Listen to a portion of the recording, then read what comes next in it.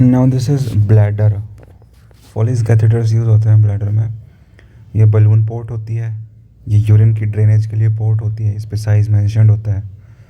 यहाँ पे ये बलून है और यहाँ पे ब्लैडर के लिए ओपनिंग है। डिफरेंट कलर कोडिंग यूज़ होती हैं for different sizes of the Foley's catheters, जैसे orange, red, yellow, white, green. ठीक है, और फिर से शुरू हो जाता है orange, red, yellow, purple, blue, black. ठीक है, increasing order of size. French में मेजर करते हैं। फ्रेंच का मतलब होता है आउटर सरकमफ्रेंस कितना है कैथेटर का, यानी 2πr। 3 वेज होते हैं फॉलिस में, बलून के लिए, ड्रेनेज के लिए और इरिगेशन के लिए। इरिगेशन किस लिए? To prevent clot retention. Drainage किस लिए? For urine to come out. अगर फॉली कैथेटर का बलून जो है वो स्टक हो गया है, फंस गया है, तो क्या करते हैं? USG guided suprapubic puncture of the balloon. Balloon को पंक्चर कर देते हैं सुप्राप्यूबिक अप्रोच से, अल्ट्रासाउंडेड गाइडेड। पेरी कैथेटर लीकेज अगर हो रही है, कैथेटर के अराउंड लीकेज हो रही है, तो क्या करेंगे? बलून को और डायलेट करेंगे, थोड़ा सा और डायलेट करेंगे, उसमें फिर एक लार्जर साइज्ड फॉलिस कैथेटर डालेंगे।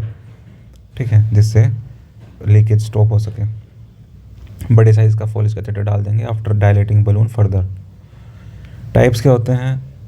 2 तरह के होते हैं, रबर फॉलिस कैथेटर और सिलिकॉन के catheter. Rubber catheters can be kept in the place for 7 days, लेकिन सिलिकॉन को ज़्यादा टाइम तक रख सकते हैं, 30 से 35 दिन, क्योंकि इस पर बैक्टीरियल कोलोनाइजेशन के चांसेस कम होते हैं। ब्लैडर ट्रोमा, ब्लैडर की इंजरी 2 तरह की हो सकती है, एक्स्ट्रा पेरिटोनियल और इंट्रा पेरिटोनियल। एक्स्ट्रा पेरिटोनियल मतलब नीचे से इंजरी आ रही है कहीं से, पेरिटोनियल कैविटी की तरफ से नहीं आ रही। इंट्रा पेरिटोनियल मतलब पेरिटोनियल कैविटी की तरफ से इंजरी हो रही है, ऊपर से हो रही है। तो पेरिटोनियल कैविटी की तरफ से होगी तो ब्लंट ट्रोमा होगा, मान लो एब्डोमिनल पे, लोअर एब्डोमेन पे, या फिर पेनिट्रेटिंग ट्रोमा है एब्डोमेन पे, लोअर एब्डोमेन पे। स्पेशली जब ब्लैडर फुल हो तो एब्डोमिनल वॉल पे, एब्डोमिनल वॉल के क्लोज होगा, ब्लैडर फुल होगा तब, तो उसकी इंजरी के चांसेस ज़्यादा होंगे। सिंकोपल अटैक अगर हो रहा है, पेशेंट गिर जा रहा है कहीं पे, उसके कारण लोअर एब्डोमेन इंजरी हो रही है। पेरिटोनाइटिस है तो उसके थ्रू ब्लैडर भी इन्फ्लेम हो सकता है, उसमें इंजरी हो सकती है। या फिर पेन, मतलब peritonitis will be seen in intraperitoneal injury of the bladder as well as pain in the abdomen will be seen. Extra peritoneal injury है मतलब नीचे से इंजरी है, इट इज़ मोर कॉमन। ठीक है, secondary to pelvic trauma, pelvic bones का trauma हो गया, किसी तरह का ट्रोमा हो गया। Can be associated with proximal urethral injury, urethra भी नीचे है तो उसकी भी इंजरी हो सकती है।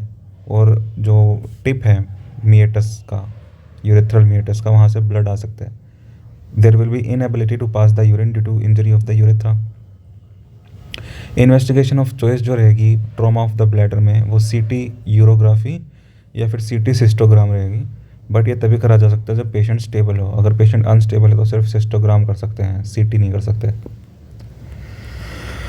मैनेजमेंट एक्स्ट्रा पेरिटोनियल रप्चर अगर है, एक्स्ट्रा पेरिटोनियल, तो फोलिस कैथेटर या सुप्राप्यूबिक कैथेटर 7 दिन तक हम इंसर्ट करके रखेंगे ताकि ब्लैडर जब तक हील ना हो जाए।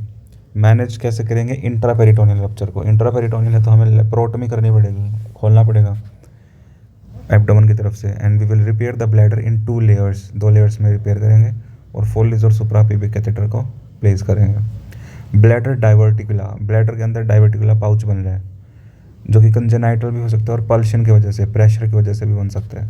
कंजेनाइटल होगा तो मिड लाइन में मोस्टली होता है, मिड लाइन में। कहाँ पे? At the region of persistent urachus, urachus अगर वो परसिस्ट कर रहा है तो उसके रीजन पे ही ये डाइवर्टिकुला बन जाएगा, मिड लाइन में, एंट्रो सुपीरियर डायरेक्शन में बनेगा। और लेकिन अगर पल्शन is the reason due to increased bladder pressure, तो it will be seen in BPH patients, prostatic hypertrophy या फिर ब्लैडर आउटलेट ऑब्स्ट्रक्शन। ठीक है, और ये जो डाइवर्टिकुला होगा ये कॉमनली यूरेट्रिक ओरिफिस के पास होगा। ठीक है, और बहुत बड़ा डाइवर्टिकुला होगा तो वो इस यूरेट्रिक ओरिफिस को ब्लॉक कर सकता है, जिससे कि यूरेटर में यूरिन कलेक्ट हो सकता है।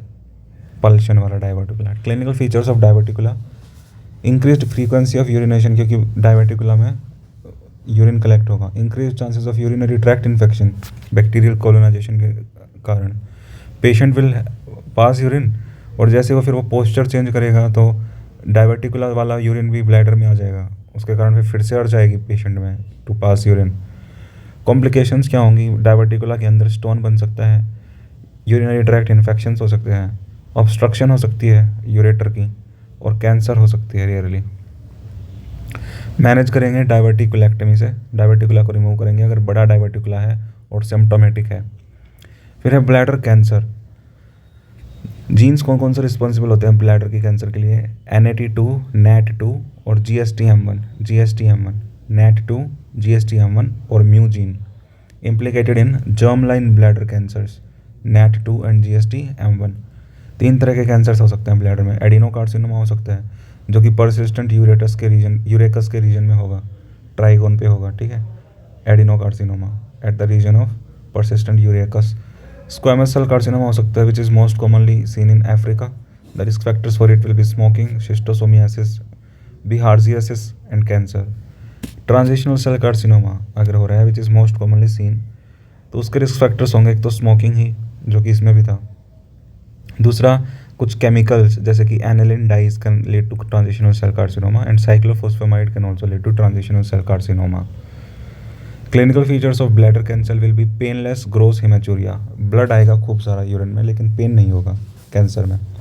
Investigation will be ultrasound kidney ureter bladder, ठीक है, अल्ट्रासाउंड करेंगे and it will help us to know कि ब्लैडर में क्लोट्स हैं क्या, ब्लैडर में ग्रोथ है क्या कोई, ठीक है, अल्ट्रासाउंड से। Status of lymph nodes will also be detected with the help of ultrasound, lymph node status.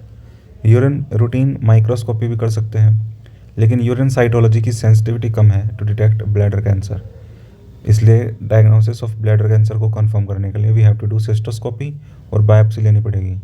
Biopsy करेंगे या एक्सरसाइज करेंगे लीजन को कोटरी की हेल्प से till the base of the lesion is reached. Lesion के बेस तक हम बायोप्सी लेंगे कोटरी की हेल्प से। इसको बोलते हैं कोल्ड कप बायोप्सी, ठीक है। एक कप की तरह हम पूरे लीजन को निकाल लाते हैं from the base to determine the depth of invasion. MRI for staging of bladder cancer के लिए MRI इज़ यूजफुल। यूरिन में एक मार्कर आता है in case of bladder cancer. कौन सा मार्कर आता है यूरिन में? Nuclear matrix protein 22, NMP22, nuclear matrix protein 22। फिर पैथोलॉजिकल स्टेजिंग भी हम करते हैं ब्लैडर के लिए। अब ये है stages of tumour, T classification, primary tumour, ठीक है। तो TX, T0, TA, TIS, T1, 2, 2A, 2B, T3, T3A, 3B, T4, T4A, 4B, ठीक है। X में मतलब tumour can not be assessed and 0 में no evidence of primary tumour. TA का मतलब होता है non invasive papillary carcinoma of bladder. Non invasive है, पैपिलरी कार्सिनोमा है ब्लैडर की, दैट इज TA। TIS मतलब कार्सिनोमा इन सिटू। T1 का मतलब है कि ट्यूमर इन्वेड कर रही है सब एपिथेलियल कनेक्टिव टिश्यू को, लैमिना प्रोप्रिया को। मतलब ब्लैडर की अंदर वाली लेयर से स्टार्ट करें तो एपिथेलियम भी इन्वॉल्व है और सब एपिथेलियल कनेक्टिव टिश्यू भी इन्वॉल्व है, lamina propria, that is T1। T2 है जब मस्कुलरिस प्रॉपर इन्वॉल्व हो ब्लैडर वॉल की, और उसमें 2A जब सिर्फ इनर वाली layer, inner half of the superficial muscle involve हो मस्कुलरिस प्रॉपर की। और अगर डीप लेयर, डीप मसल जो है, आउटर हाफ जो है मस्कुलरिस प्रॉपर की, वो इन्वॉल्व है तो T2 भी। T3 में होता है जब पेरीवेस्किकल टिश्यू, ब्लैडर के आसपास का टिश्यू भी इन्वॉल्व हो। T3A में मतलब वो टिश्यू जो इन्वॉल्व हो रहा है पेरीवेस्किकल, वो माइक्रोस्कोपिकल इन्वॉल्व हो, ग्रॉसली हमें विजिबल ना हो कोई मास ब्लैडर के आसपास, लेकिन माइक्रोस्कोपिकली इन्वेडेड है पेरीवेसिकल टिश्यू, तो 3A। 3B जब मैक्रोस्कोपिकली इन्वेडेड है, मतलब हमें दिख रहा है एक्स्ट्रावेसिकल मास। T4 मतलब tumour is invading any of the following, prostate, uterus, vagina, इनको अगर इन्वेड कर रहा है तो that is T4A, prostate, uterus और वजाइना। और अगर पेल्विक वाल या एब्डोमिनल वॉल को इन्वेड कर रहा है तो T4B है। फिर G1, G2, G3 ग्रेड जो होता है that is based on well differentiated है तो ग्रेड 1, ग्रेड 2 मॉडरेटली डिफरेंशिएटेड और पुअरली डिफरेंशिएटेड है तो ग्रेड 3। 8th AJCC अपडेट्स हैं ब्लैडर कैंसर के लिए। जैसे T1 में जो ट्रांसयूरेथ्रल रिसेक्शन होता है ट्यूमर का, उसकी सब कैटेगराइजेशन रिकमेंडेड है, ठीक है, T1 में। T2 जो है दैट इज़, उसमें एक अपडेट है कि डाइवर्टिकुलर कैंसर अगर है ना, डाइवर्टिकुलर में कैंसर हो रहा है तो उसमें फिर T2 स्टेज नहीं होती। T4 का क्या अपडेट है कि प्रोस्टेटिक स्ट्रोमल इन्वेजन जो है, stromal invasion that must be transmural from bladder. Transmural invasion होना चाहिए T4 में। अगर और सब एपिथेलियल स्ट्रोमल इन्वेजन है तो T2 में आएगा वो, T4 में नहीं आएगा। यानी अगर सिर्फ यूरेथ्रा इन्वॉल्व है, उसके बाहर इन प्रोस्टेट वगैरह इन्वॉल्व नहीं है, तो सिर्फ T4 होगा, सॉरी T2 होगा। N1 क्या है, पेरीवेसिकल लिम्फ नोड्स अगर हैं तो N1 है। M1 कब है, it is divided into M1 metastasis कब बोलेंगे, M1A और M1B। M1A जब होगा जब non regional lymph nodes involve हैं, मतलब रीजनल लिम्फ नोड्स के अलावा कहीं डिस्टेंट लिम्फ नोड्स भी इन्वॉल्व हैं। M1B तब होगा जब distant non lymph node metastasis है, मतलब कोई और ऑर्गन इन्वॉल्व है डिस्टेंट, जैसे कोई और ऑर्गन, लिम्फ नोड्स के अलावा कोई और ऑर्गन। फिर है प्रोग्नोस्टिक स्टेजेस भी ऐड करी हैं, stage group 3 and group 4 for prognosis. Group 3 में क्या आता है, 3A और 3B। It is based on the number of regional lymph nodes and involvement of the common iliac lymph nodes. In lymph nodes की involvement के basis पे 3 और 3B है, which is for prognosis. And prognosis group 4 में जो है वो 4A और 4B है, विच कोरस्पॉन्ड्स टू द मेटास्टेसिस। ठीक है, M1A है तो 4A, M1B है तो 4B for prognosis staging. First lymph node जो ड्रेन करती है ब्लैडर को, वो है ऑब्चुरेटर लिम्फ नोड। ब्लैडर कैंसर को मैनेज कैसे करेंगे, सिस्टोस्कोपी करी और फिर हम ट्रांसयूरेथ्रल रिसेक्शन कर देंगे ब्लैडर ट्यूमर का, transurethral resection of bladder tumour, that is TURBT. TURBT can be done by a cautery और एनडी याग लेज़र। कोटरी और एनडी याग लेज़र की हेल्प से हम टर्बिटी कर सकते हैं। अगर सुपरफिशियल ब्लैडर कार्सिनोमा है, यानी मसल लेयर के अंदर अंदर तक है, और एडवांस्ड ब्लैडर कार्सिनोमा है, यानी डीप लेयर ऑफ मसल भी इन्वॉल्व है, 2 कैटेगरीज हो सकती हैं। और पैथोलॉजिकल क्लासिफिकेशन के अकॉर्डिंग PTA, PT1 और PTIS। PTA मतलब नॉन इन्वेजिव ऑब्जर्वेशन, PTA मतलब PTA जो है वो लेस सीवियर है, ठीक है, पैथोलॉजिकली, तो उसमें हम नॉन इन्वेजिवली ऑब्जर्व करते हैं बस, या फिर सिंगल साइकिल दे देते हैं इंट्रावेसिकल कीमोथेरेपी की, वेसिकल के अंदर ही, ब्लैडर के अंदर ही कीमोथेरेपी देते हैं, single cycle, mitomycin C, adriamycin and thiotepa, इनकी कीमोथेरेपी देते हैं इंट्रावेसिकल सिंगल साइकिल अगर PTA है, या फिर हम नॉन इन्वेजिव ऑब्जर्वेशन भी कर सकते हैं। PT1 में लैमिना प्रोप्रिया इन्वॉल्व हो जाता है। लैमिना प्रोप्रिया इन्वॉल्व होने के कारण हम सिंगल साइकिल के बजाय 6 साइकिल्स देते हैं वीकली इंट्रावेसाइकल BCG देते हैं। और BCG क्या करता है, इम्यूनोथेरेपी की तरह काम करता है, BCG against Mycobacterium bovis. Intravesical देते हैं 6 साइकिल्स वीकली, लैमिना प्रोप्रिया इसमें इन्वॉल्व रहता है। अगर पेशेंट BCG को टॉलरेट ना कर पाए तो हम फिर इंट्रावेसिकल कीमोथेरेपी देते हैं, माइटोमाइसिन C, एड्रियामाइसिन, थायोपेटा। PTIS में हम क्या करते हैं, 6 cycles of weekly intravesical immunotherapy या फिर कीमोथेरेपी वही, और फिर सिस्टोस्कोपी से हर 3 महीने में चेक करते हैं। अगर PT1 है और मल्टीपल ट्यूमर्स हैं और ग्रेड 3 ट्यूमर्स यानी पुअरली डिफरेंशिएटेड और इन सिटू डिजीज़ के साथ एसोसिएटेड है, तो हम रेडिकल सिस्टेक्टमी कर देते हैं, क्योंकि इसमें इन्वेजिव कैंसर होने के 40 से 50% चांसेस होते हैं कि प्रोग्रेस कर जाएगा इन्वेजिव कार्सिनोमा में। अगर एडवांस्ड ब्लैडर कैंसर है, T2 है, मसल इन्वेजन हो गया है, तो सर्जरी करेंगे, उसके बाद कीमोथेरेपी और रेडियोथेरेपी। T3 T4 है तो पहले कीमोथेरेपी देते हैं, अगर उसका अच्छा रिस्पॉन्स आ रहा है तो फिर सर्जरी और रेडियोथेरेपी कर देते हैं। कीमोथेरेपी रेजिमेंट क्या रहता है एडवांस्ड ब्लैडर कैंसर में, MVAC, that is methotrexate, vinblastine, adriamycin and cisplatin. Surgery जो होती है वो पार्शियल सिस्टेक्टमी भी हो सकती है और रेडिकल सिस्टेक्टमी भी हो सकती है। पार्शियल सिस्टेक्टमी कब तब करेंगे जब स्मॉल ट्यूमर है जो कि सिर्फ डोम ऑफ द ब्लैडर को इन्वॉल्व कर रहा है, यूरेट्रिक ओरिफिस को इन्वॉल्व नहीं कर रहा, सिर्फ डोम को इन्वॉल्व कर रहा है। रेडिकल सिस्टेक्टमी होगी, उसमें हम ब्लैडर को भी रिमूव कर देंगे, इलियाक ऑब्चुरेटर लिम्फ नोड्स को भी रिमूव कर देंगे। फीमेल्स में हम यूरेथ्रा रिमूव करेंगे और एब्डोमिनल हिस्टेरेक्टमी कर देंगे कुछ पेशेंट्स में। मेल्स में हम प्रोस्टेट भी रिमूव कर देंगे। ठीक है, तो lymph nodes, bladder, urethra in females, abdominal hysterectomy in females and prostate in males. And then we will do urinary diversion. ठीक है, ब्लैडर वगैरह तो रिमूव कर दिया, तो हम यूरिन को बाहर पास आउट करने के लिए कुछ करना पड़ेगा। तो 2 मेथड्स होते हैं, कॉन्टिनेंट मेथड होता है और एक नॉन कॉन्टिनेंट मेथड होता है। Continent method is like natural, we will place a neo bladder जिससे कॉन्टिनेंस मेंटेन रहे। लेकिन कॉन्टिनेंस मेंटेन अगर हमें नहीं रखनी तो हम एनास्टोमोसिस का सहारा ले सकते हैं। यूरेटर को या तो सिग्मोइड के साथ एनास्टोमोस कर सकते हैं या फिर आइलियम के साथ कंड्यूट बना सकते हैं, एनास्टोमोस कर सकते हैं, which is most common, ileal conduit या फिर यूरेट्रोसिग्मोइड एनास्टोमोसिस।